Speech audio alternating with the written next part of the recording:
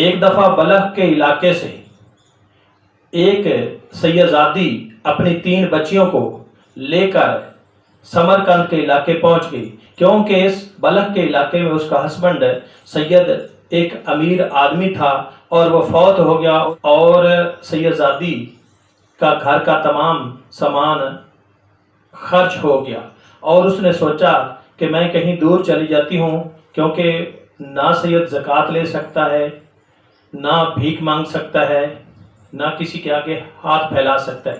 تو سیدزادی نے سوچا کہ میں یہاں سے دور چلی جاتی ہوں، کہیں محنت مزدوری کر کے اپنی 3 بچیوں کو پال لوں گی۔ تو سیدزادی اپنی 3 بچیوں کو لے کر سمرقند کے علاقے چلی گئی۔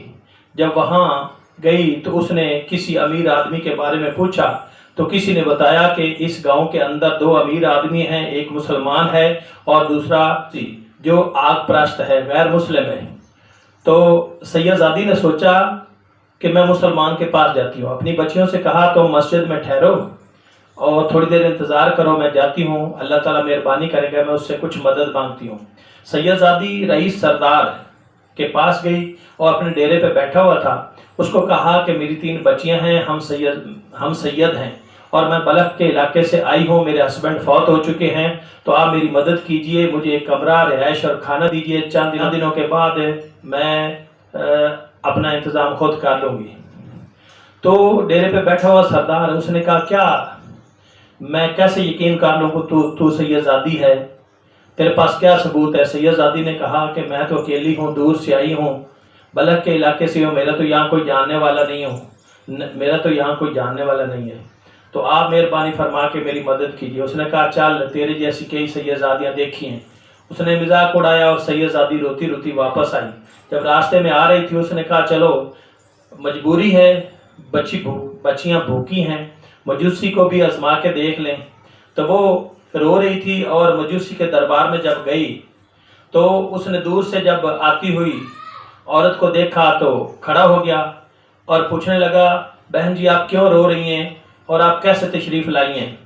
اس نے کہا کہ میں سیدزادی ہوں، بلخ کے علاقے سے آئی ہوں اور میں مسلمان ہوں، مجھے ایک کمرہ کچھ دن رہنے کے لیے دے دیں اور میری بچیوں کو اپنے گھر میں رکھ لیں، میں کچھ دنوں کے بعد مزدوری کر کے اپنا گزارا کر لوں گی۔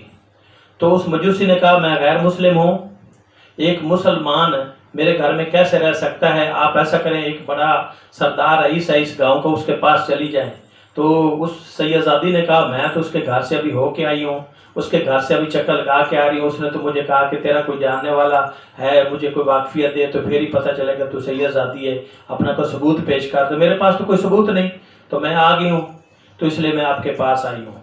اس نے کہا چلو ٹھیک ہے۔ اس نے اپنے نوکر کو بلایا مجوسی نے اور کہا کہ جا میری بیوی کو بول کے جا سیدزادیوں کو مسجد سے لے کے آ۔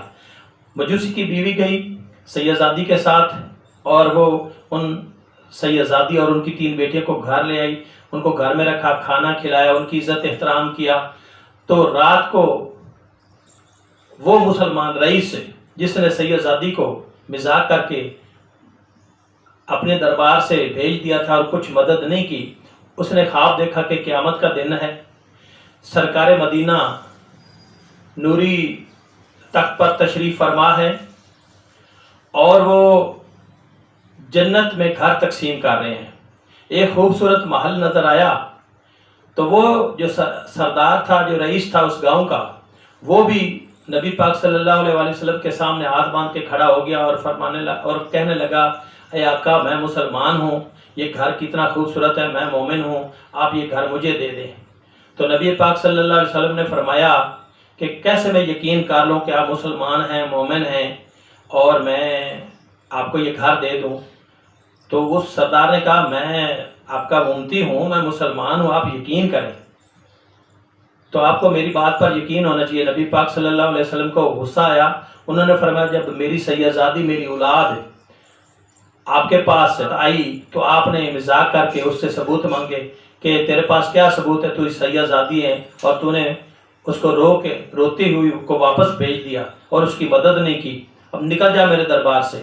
جب نبی پاک صلی اللہ علیہ وسلم نے جب اس کو دھتکارا اور اپنے دربار سے نکال دیا تو اس مسلمان رئیس کی آنکھ کھلی اور روتا رہا اور پیٹتا رہا۔